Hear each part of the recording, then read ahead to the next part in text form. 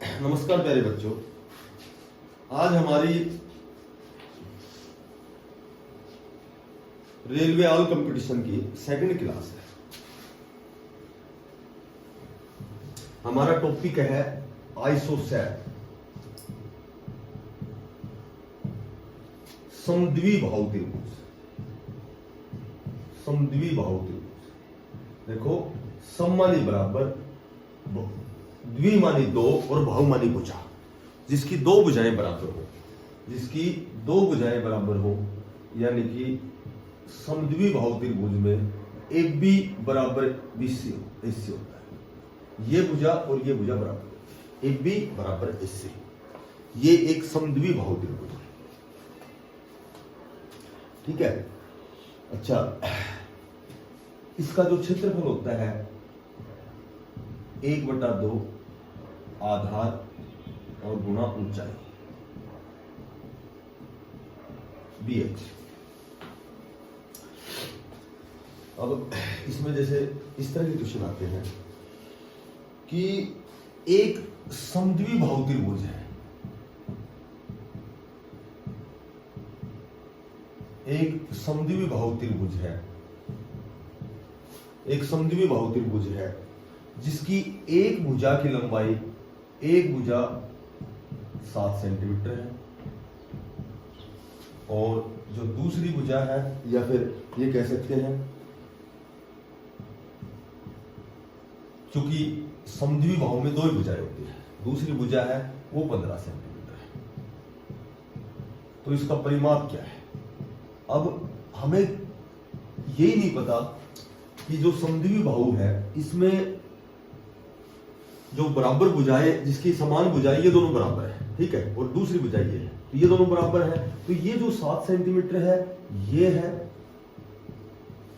या फिर ये 15 तो ये बराबर वाली हो गई और सेकंड भुजा ये हो गई। अब इसका कैसे पता लगेगा हमें?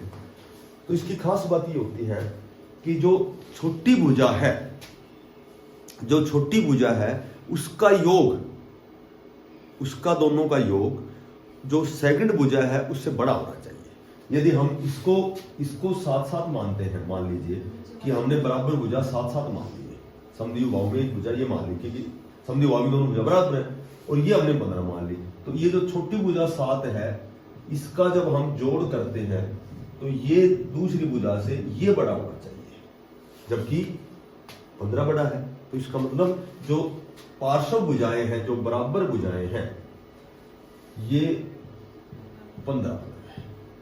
अब इसका परिमाप होगा 15 और 15 30 और 7 37, क्योंकि परिमाप सभी भुजाओं का योग। तो इसका जो परिमाप आएगा 15 दूनी 30 और 7 37 आएगा। ये 7 हम इसलिए नहीं ले सकते कि छोटी भुजा का योग दूसरी भुजा से बड़ा होना चाहिए, ये इसकी कंडीशन होती है।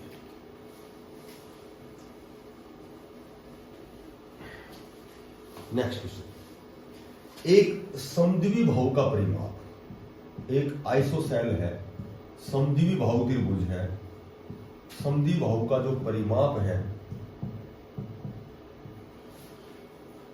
है ये 18 मीटर है, ठीक है, और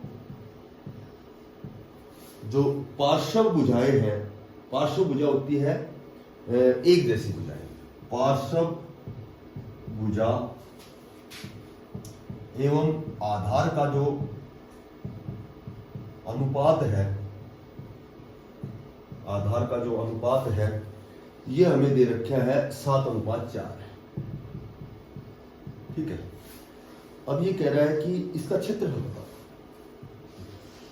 देखो, बिल्कुल नॉर्मल सा क्वेश्चन है कि ये एक समद्विबाहु हो गई, पार्श्व भुजा हो गई जो एक जैसी है, ठीक है। तो इसका अनुपात क्या दे रखा है? 7x, क्योंकि अनुपात को हम x से रिप्रेजेंट करते हैं, और आधार का अनुपात है 4x। सबसे पहले इसका परिमाप दे रखा है 18, और 18 परिमाप हमें पता है कि सभी भुजाओं का योग, यानी कि तीनों भुजाओं का योग, तीनों मतलब एक भुजा तो डबल ही है, एक जैसी है, और दूसरी 3 भुजाएं होगी, बराबर 18। 7 7 14 और 4 18x बराबर 18। x निकालेंगे तो 18/18, क्योंकि ये 18 या गुणा में इधर भाग में आएगा, तो वो कॉमन संख्या 1 आ गई। तो 7 को 1 से गुना करेंगे, ये भुजा 7 आ गई, फिर 1 से करेंगे ये 7 आ गई, ये 4 आ गई। चूंकि हमें क्षेत्रफल बताना है, क्षेत्रफल हमें पता है 1/2 BH होता है, बेस गुणा आयु, आधार गुणा ऊंचाई होता है। तो इसमें 1/2 बेस क्या आ गया हमारे पास, बेस तो हमने निकाल दिया 4 आ गया।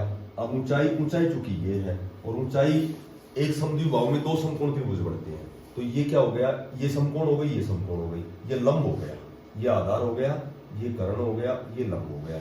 और लंब हम कैसे निकालेंगे, लंब निकालने का तरीका बता रखा है कि क्या करेंगे, कर्ण की 2 में से और आधार की 2 घटाएंगे। ठीक है, कर्ण क्या है हमारे पास 7 है, और आधार क्या है हमारे पास, आधार देखो ये टोटल 4 है, ये बेस टोटल 4 है, तो ये आधा कितना हो गया, ये 2 हो गया और ये भी 2 हो गया, तो ये 2 का वर्ग हो गया।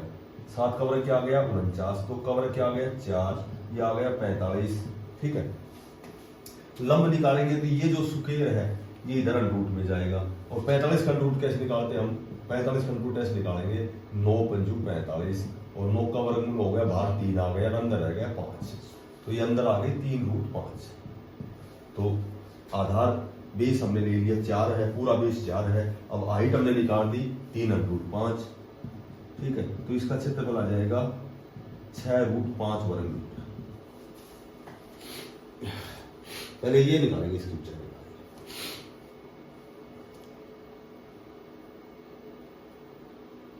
ठीक है,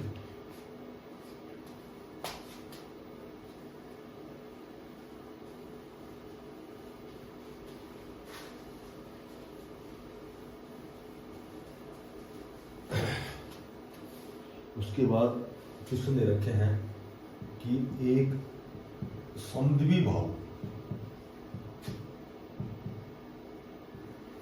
समद्विबाहु की ऊंचाई 8 सेंटीमीटर और परिमाप 64 सेंटीमीटर है, और इसका जो परिमाप है ये 64 सेंटीमीटर है, इसका परिमाप 64 सेंटीमीटर है। इसका क्षेत्रफल बताओ, ये बढ़िया क्वेश्चन है।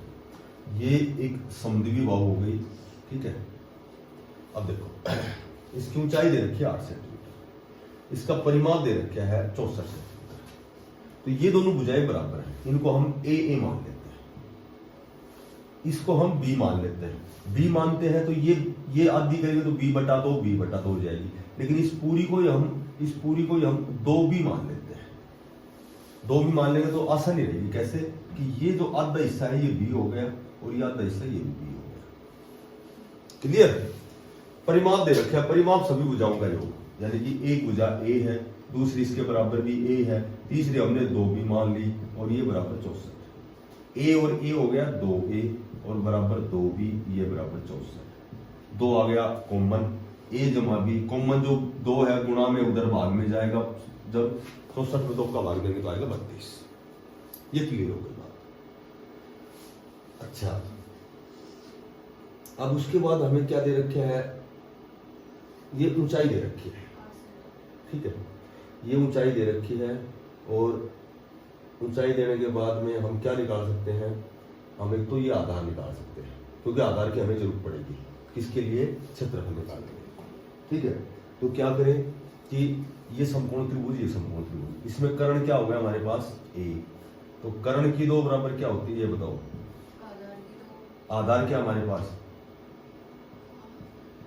भाई, आधार b तो है, सिर्फ ये आधार b तो है, ये टोटल है ना आधार, ये तो 2b होगा समद्विबाहु का, तो लेकिन इस समकोण का आधार क्या है b है, जमा लंब क्या है हमारे पास 8।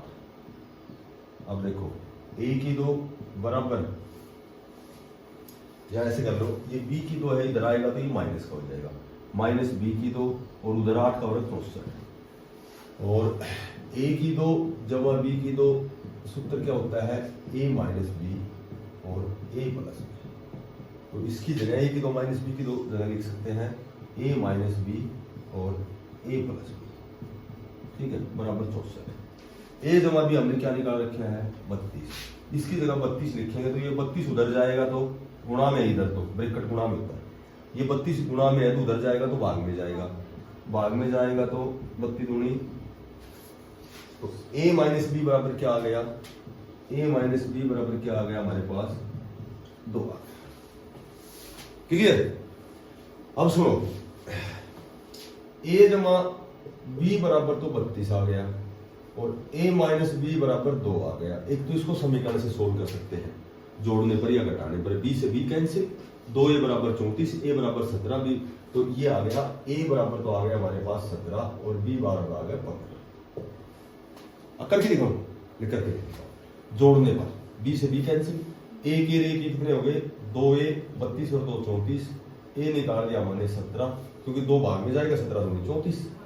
ठीक है, तो a 17 आ गया, तो 17 ये जमा का उधर जाएगा, 32 में घटेगा तो कितना बच जाएगा, b का मान क्या जाएगा। अब एक बात बताओ, ये बुझाए तो आ गई 17 17। ठीक है, b का मान आ गया ये b का मान आ गया 15 15। ठीक है, तो टोटल है ना। अब क्षेत्रफल निकालेंगे। क्षेत्रफल क्या होता है 1/2 गुणा b गुणा h, 1/2 b। बेस कितना हो गया 20, पूरी समद्वि बाहु का बेस जो है वो 2 भी मान रखे हमने, तो b का मान 15, 15 दूनी 30, तो सीधा बेस तो आ गया 30 और h हमें दे ही रखे हैं, तो 120 वर्ग सेंटीमीटर। ये थोड़ा सा लेंथ क्वेश्चन है, पर मैंने बताया था एक आध क्वेश्चन हम करेंगे इस तरह।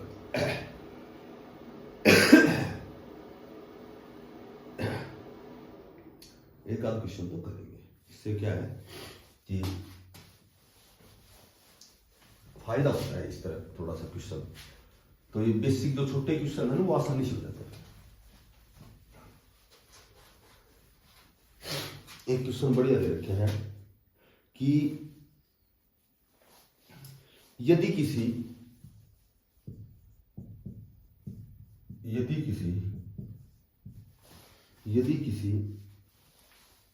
समद्वि बाहु, अब ये समद्वि बाहु है, ये समकोण है।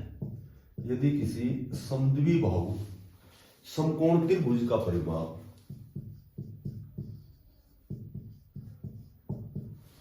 समकोण त्रिभुज का जो परिमाप है ये हमें दे रखे हैं 4√2 जमा 4 दे रखे हैं। तो हमें कर्ण की लंबाई बतानी। देख वही है समद्वि बाहु, लेकिन ये समकोण है। समकोण का मतलब या तो ये लेनी है हमें या ये लेनी है। ठीक है, तो इसमें क्या होता है कि जो समद्वि बाहु जो समकोण होती है, समद्वि बाहु समकोण जो त्रिभुज होती है, इसका जो क्षेत्रफल होता है वो 1/2 a स्क्वायर होता है। इसमें जो आधार और जो लंब है ये दोनों बराबर होते हैं, आधार और लंब बराबर होते हैं, यानी कि ये भुजा और ये भुजा दोनों बराबर है।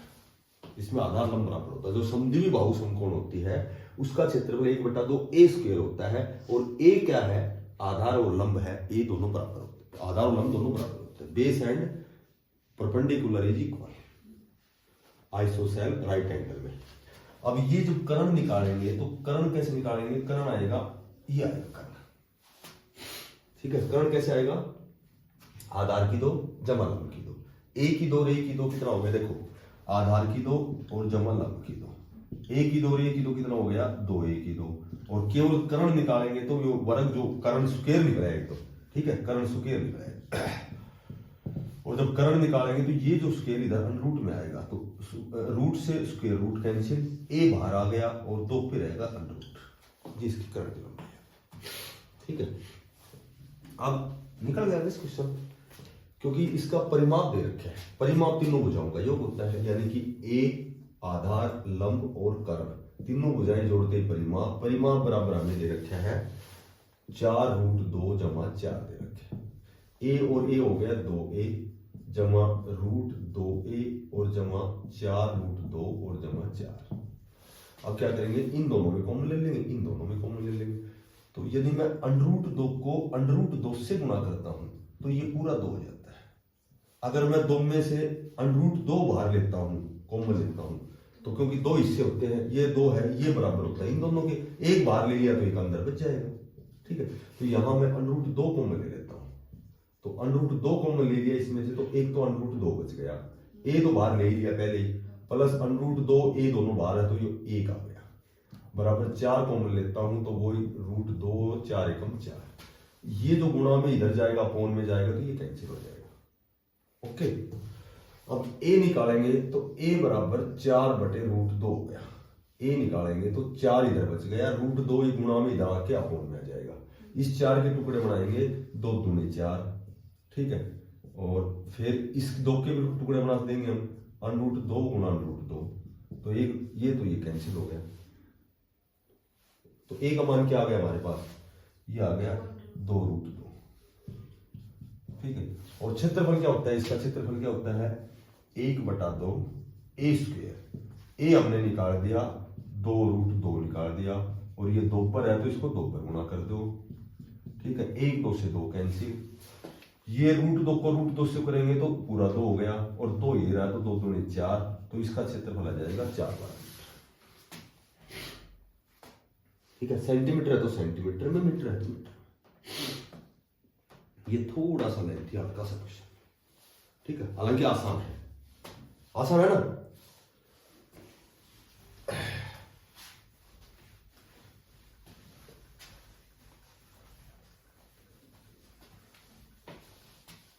एक क्वेश्चन दे रखा है कि कोई त्रिभुज है, ठीक है, इस त्रिभुज एबीसी में, इस त्रिभुज एबीसी में ए बी बराबर AC है, वही समद्विबाहु बाहु हो गई, ए बी बराबर AC है, इसको x मानना है, x metre x centimetre, BC 10 centimetre है, BC 10 सेंटीमीटर है, और जो त्रिभुज ABC है इसका जो क्षेत्रफल है वो 60 वर्ग सेंटीमीटर है, तो इसमें x का मान बताना है, ये समद्विबाहु बाहु हो गई, ठीक है, ये A हो गई, ये B हो गई, ये C हो गई, AB बराबर AC, ये दोनों बराबर हैं, ये टोटल 10 है। पहले तो ये निकाल लो, इसकी ऊंचाई निकाल लो। क्यों ऊंचाई क्यों निकालेंगे, क्योंकि इसका क्षेत्रफल दे रखा है, तो क्षेत्रफल के बराबर रखेंगे तो आधार और ऊंचाई की जरूरत पड़ेगी हमें, तो ऊंचाई ये D मान लेते हैं, तो इसकी ऊंचाई जो ये है लंब निकलेगा, देखो लंब की स्क्वायर क्या होता है, कर्ण की स्क्वायर और माइनस में आधार की स्क्वायर, कर्ण क्या हमारे पास, कर्ण हमारे पास है x, आधार हमारे पास क्या है, आधार है 5, क्योंकि एक समकोण त्रिभुज में ना टोटल ये तो समद्विबाहु का आधार हो गया 10, लेकिन समकोण का आधार तो आता हो गया ना 5 इधर वाला 5 इधर, तो ये हो गया x² माइनस 25, लंब निकालेंगे तो ये जो स्क्वायर है इधर आके रूट में आ जाएगी, ये आ गया। अब इसका क्षेत्रफल कितना दे रखे हमें, 60 वर्ग सेंटीमीटर दे रखे है, और क्षेत्रफल हमें समद्विबाहु का पता ही है, 1/2 आधार और गुणा ऊंचाई, और ये क्षेत्रफल दे रखे है बराबर 60 के, तो 1/2 आधार हमारे पास 10 है दे रखे है, ऊंचाई हमने निकाल ली x² माइनस 25, ये हमने ऊंचाई निकाल दी बराबर 60, 2 पंजू 10, ये 5 गुणा वाला इधर आके भाग में आएगा, ये 12 पंजू 60, ठीक है, x² माइनस 25 और उधर है हमारे पास 12, स्क्वेयरिंग बोथ साइड, क्योंकि वर्ग से वर्गमूल कैंसिल हो जाएगा, ये कैंसिल हो गया, x² माइनस 25 बराबर 144, माइनस 25 उधर जाएगा प्लस का हो जाएगा, 169 हो गया, x² बराबर 169, ये जो स्क्वायर है इधर रूट में जाएगी, x का मान आ जाएगा। ये थोड़े से है ना 2-3 क्वेश्चन लास्ट के थोड़े से है ना लेंथी है,